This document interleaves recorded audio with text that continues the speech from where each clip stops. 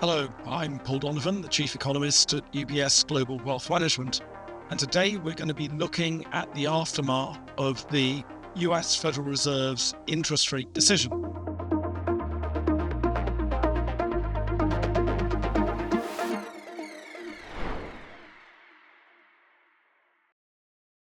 Now, the Fed was actually pretty boring. It left rates unchanged, which is what 92 out of 92 survey economists had expected. However, there was a slightly hawkish tint coming into the statement around the meeting, and that's reflecting the fact that growth in the United States has continued to be resilient. Consumers have carried on the spending into the end of last year. And so what the Fed is saying is, look, we don't need to get too aggressive on rate cuts because the economy is doing just fine. Nevertheless, the market and UBS are expecting a rate cut at some point this year. Now, why is that? That's as an insurance on the labor market. What's happened on the labor market is we've been seeing unemployment creeping up. Now, nearly all of the increase in unemployment is actually youth unemployment, people under 25. And that's because companies have been quite reluctant to hire workers. As a result, unemployment's gone a bit higher. The labor market isn't weak as such, but it's slightly soft. And the Fed is right to be concerned about this, because if that weakening in the labor market starts to create fear of unemployment amongst people who have jobs, that would be a very, very negative state of affairs for the Fed, because you get a very abrupt drop in consumer spending were that to happen. Now, we don't think it's going to happen, but it is sensible for the Fed at some point to consider cutting rates in order to prevent that from coming through. Now, what else is the Fed thinking about? There are clearly some concerns still at the Fed about the lingering effects of tariffs. We are going to see an uptick in inflation over the next 2-3 months, maybe inflation moving to 3.25%. It's around 2.75% at the moment. So that is something that the Fed is a bit more focused on. It's not something which I think will stop the Fed from cutting rates later this year, but it does mean an urgent rate cut, a near-term rate cut, is perhaps a little bit less likely. So what I think is going to happen in the aftermath of this meeting is expectations for Fed rate cuts. They're still going to be there, but it's all going to be pushed a little bit further out later into 2026.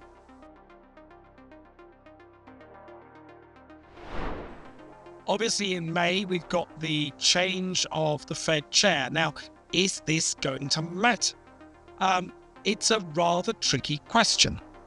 Normally, the Fed chair has been a very, very powerful role. But I think there are two forces which will limit the politicization of an incoming Fed chair. The first of these is what is often known as the bond market vigilantes.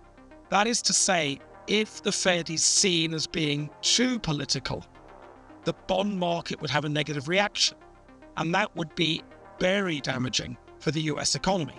So I think the new Fed chair is going to be very conscious of the power of the bond market, and that will limit how political the new Fed chair can be. Secondly, in the last 6 months, the Fed has acquired a bit of a British accent. That is to say, it's become a lot more like the Bank of England in the way that it operates. There's a lot more disagreement. There's a lot more public disagreement. You're getting divisions in the votes, not just between two groups, but between three groups. And I think that if you've got too obviously political a Fed chair, any attempt to railroad a decision through the FOMC would meet with resistance from other members of the Fed.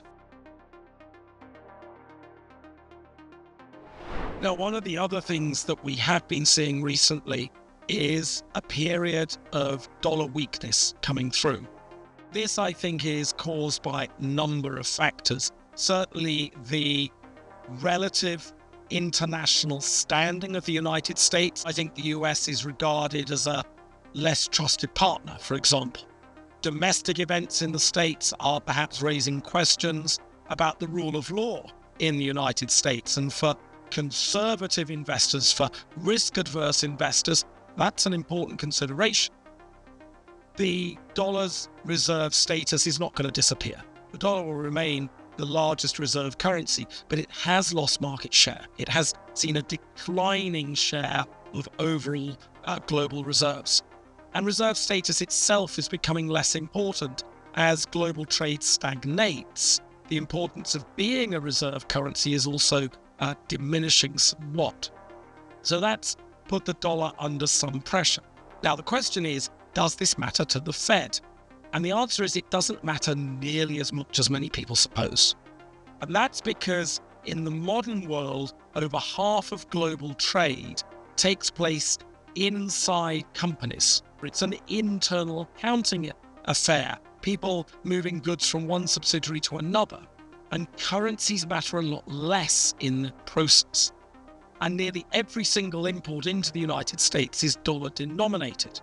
So the weakness of the dollar does have some implications for US inflation via commodity prices, because being dollar denominated, a weaker dollar tends to push up dollar denominated commodity prices. But for most goods, products, finished consumer goods, those are not likely to see meaningful price changes just because of a period of dollar weakness. You'll tend to see a lot more stability, and if you do get price changes, it will be very gradual, very slow over the course of a year, 18 months or more. So the Fed is not going to be excessively concerned. Again, where the Fed might have some concern is if the dollar weakness leads to weakness in the Treasury market. If international investors are saying, well, we're not going to buy US dollar denominated bonds because that's a falling currency, that could cause higher bond yields, and that is something that the Federal Reserve would be concerned about. For the time being, though, I think the dollar remains a weak, not necessarily a weakening currency, but it is going to stay a weaker currency, and the Federal Reserve is not going to ignore this, but its focus is more likely to be on bond market and the risk of yields rising to, say, 5%, which would be a critical trigger for the Federal Reserve. That's where its focus is going to be. So what do investors need to focus on over the coming weeks? Well, the US employment report is going to be a critical focus. The labor market has moved up the priority list for the Federal Reserve, and politically, of course, it also matters.